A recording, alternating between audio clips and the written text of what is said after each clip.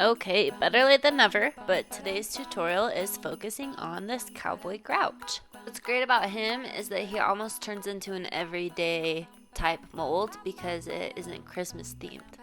So what you'll need is this mold from Natollie, the Cowboy Grouch.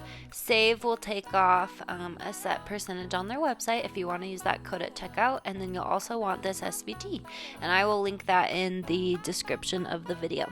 So then here's all the information you need as far as the hat, but I'll also walk you through it if you're new to Design Space. So you're going to want to go in and upload that SVG off of Etsy, and then it's already set up for you, so you're just going to hit save and then add it to your canvas. So then once we have it on our canvas, we can go in and we can make it the correct size. So your width is 4.132 inches, and then your height is 2.172 inches. So you can see off to the side all of the different pieces.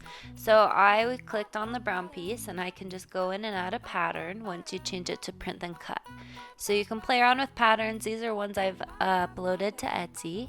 And then I'm combining these pieces of the hat using the weld function so that I can just change their color all at the same time. So I'm going to click on it. I'm going to change it to print then cut, and then you can mess around with colors. You could also do pattern mixing, really whatever look you're going for you could do.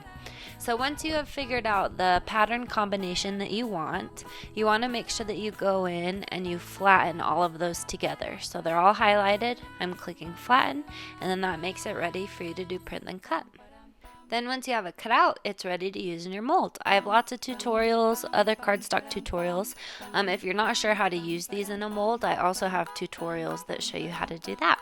Thanks so much for watching. As always, you can share my links on Facebook. That helps a lot. Subscribe, comment, and if you have any questions, then let me know. I'm always here to help. Thanks, guys.